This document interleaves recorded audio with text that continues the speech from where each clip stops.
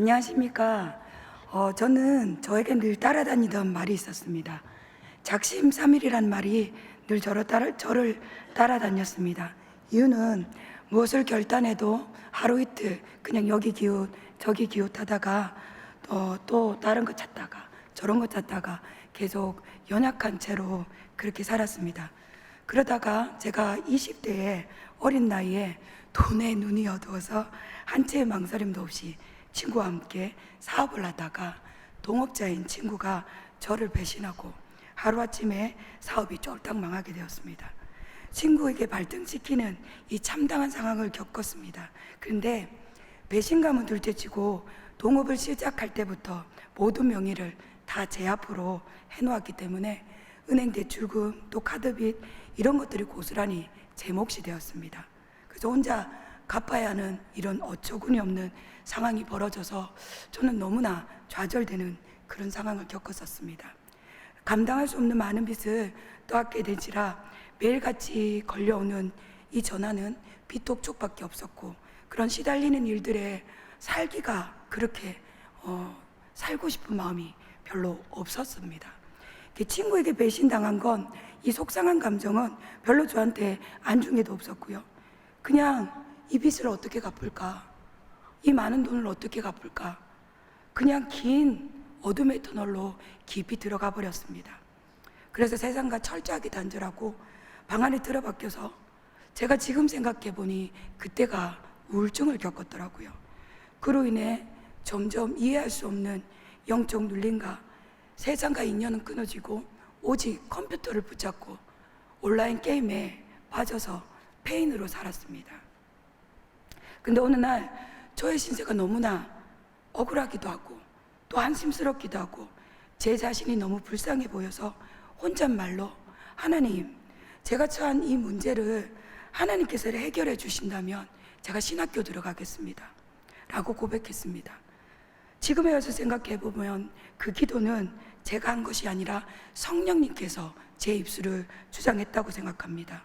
하나님 마음이 아픈 기도를 드렸더니 하나님께서 전혀 저는 신학교를 가겠다는 그런 꿈을 꾼 적도 없던 제가 채무가 다 정리된다고 해서 신학교를 갈 이유도 없었던 터였지요.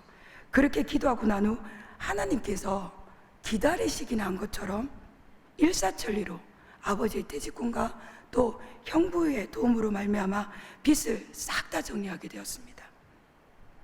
저는 하나님께 우리가 기도를 드릴 때 합당한 기도를 드린다면 이 땅에 묶여져 있는 것까지 싸그리 다 풀어진다는 느낌이 들더라고요.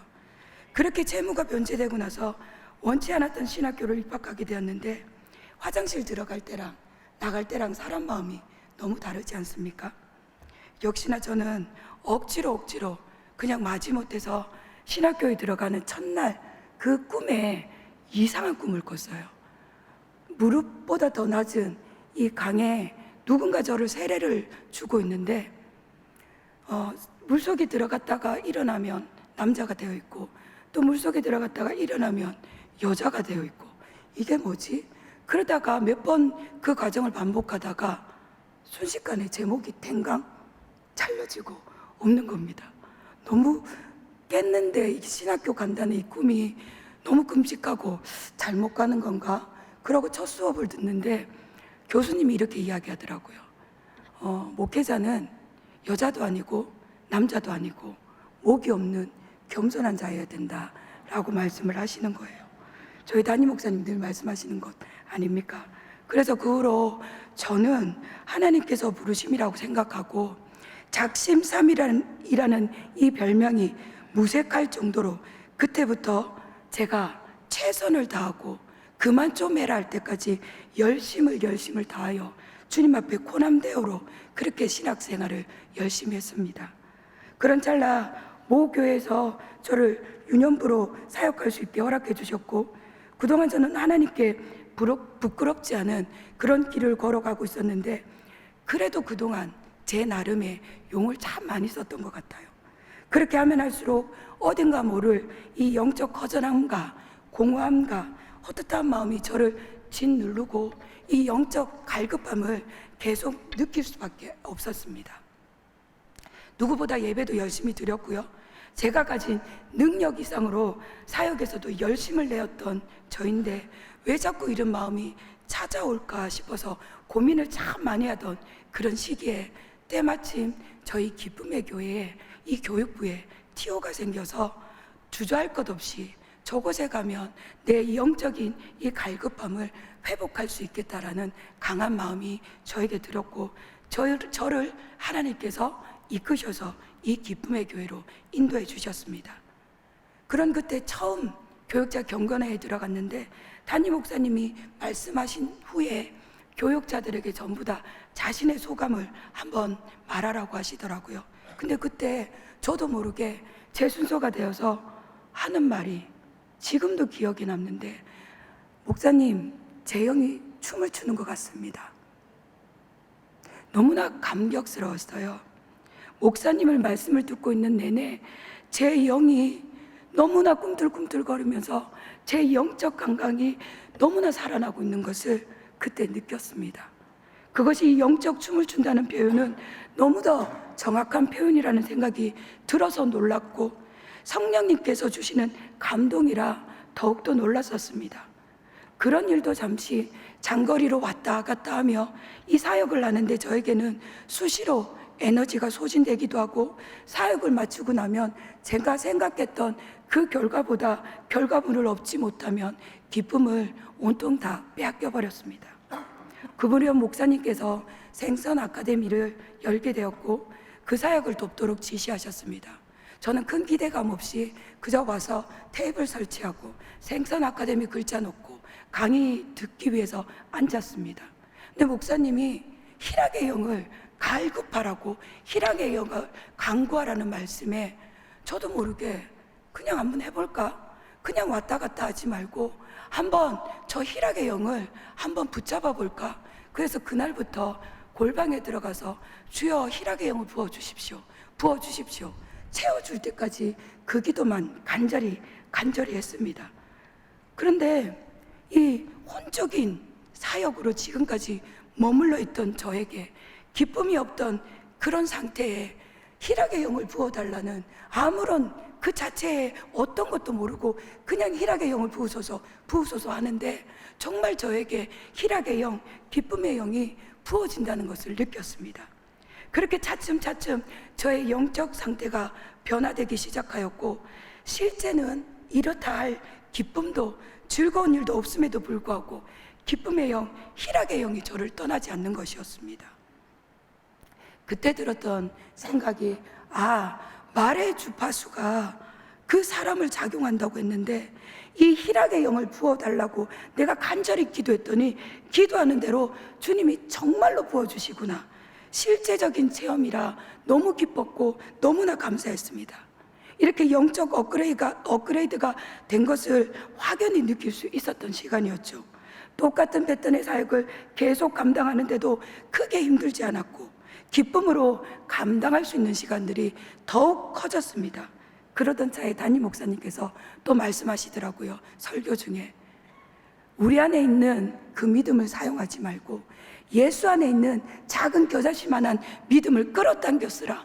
그러면 하늘에 있는 능력이 이 땅 가운데 풀어진다는 그 말씀이, 맞다, 나는 지금까지 믿음 달라 손을 벌리고 영적인 이 욕심이 너무나 저에게 많아서 이 믿음을 달라고 손을 벌리고 다녔지만 늘 저의 믿음을 사용하니까 판판이 넘어지고 판판이 자빠지고 판판이 깨지고 판판이 좌절했는데, 내 안에 있는 믿음이 아니라 예수 안에 있는 이 겨자씨만한 믿음을 끌어당겼으면 내 믿음이 아니라 주님의 믿음으로 반드시 기적이 일어나겠구나, 그런 깨달음을 얻게 되었습니다. 저는 정말 하나님의 그 큰 능력, 기적을 경험하는 그런 사역들을 하면서 죄악된 이 저를 이끌어 주신 하나님의 은혜에 감사할 수밖에 없었고, 이런 저를, 이런 부족한 저를, 이런 연약한 저를 부르셔서 주의 사역자로 부르신 그 주님께 저는 날마다 그 싱크로율을 맞추기 위하여 200%, 300% 주님께 더 깊이 나아갔습니다. 그렇게 나아가면 나아갈수록 와이파이가 팡팡 터지면서 주님의 그 능력을 무제한, 무진장, 무한정으로 저에게 부어주는 그런 사역들을 할 수 있었습니다. 그렇다고 해서 저에게 고난이나 역경이 없었던 것은 아닙니다.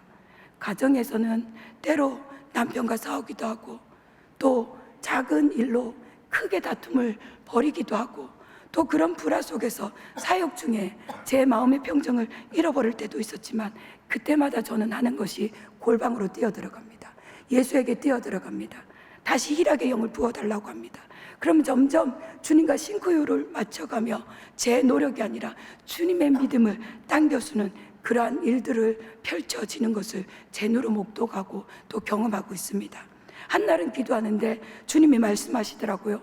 나는 유에서 물을 창조한, 그러한 무에서 유를 창조한 그런 나인데 너는 왜 나를 제한하느냐? 시간과 공간을 초월한 그런 모든 초자연적인 기적이 나에게 있는데 너는 너 마음대로 묶어버리고 제한하느냐? 라는 주님이 말씀을 주셔서, 맞습니다 주여, 주는 시간과 공간을 초월한 무한한 능력을 가지신 그러한 분입니다. 제가 다시 주님께 딱개비처럼 붙어서 주님의 영광을 이 땅 가운데 풀어놓는 그러한 자로 살아가겠습니다 라는 그러한 고백을 드렸지요.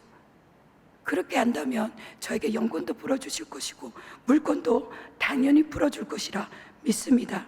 내 생각으로 제안하고 있는 그 모든 그런 과정 가운데 날마다 하나님께서는 능력을 부어주시고자 저를 부르십니다. 그런 가운데 무한정으로 불어주시는 그 주님의 능력, 이제는 그 주님의 영광을 대변하는 그런 참된 예배자로 나아가기를 소망하고 있습니다. 지난 신년 부흥회 이후에 천상의 기쁨이 유전이 터진 곳이 바로 이 기쁨의 교회입니다. 요셉의 고센 땅의 비전이 성취된 곳이 이 기쁨의 교회라는 것이죠. 저와 여러분들이 이 교회에 있는 것이 얼마나 큰 복이요, 또 이 말씀을 선포하시는 담임 목사님이 계시다는 것이 얼마나 우리에게 큰 복인지 모르겠습니다. 이렇다고 해서 우리 삶 가운데 고난이 없는 것은 아니겠지요. 그러나 주님께 더욱더 깊이 나아가고 희락의 영으로, 기쁨의 영역으로 나아간다면 우리 너머에 계신 그 주님의 영역이 한량없는 감사와 기쁨으로 우리에게 부어주셔서 고난도 툭툭 털고, 고난도 우리에게는 능력이 되는, 고난도 우리에게는 축복이 되는 그러한 저와 여러분들의 삶이 될 수 있기를 간절히 소망해 봅니다. 감사합니다.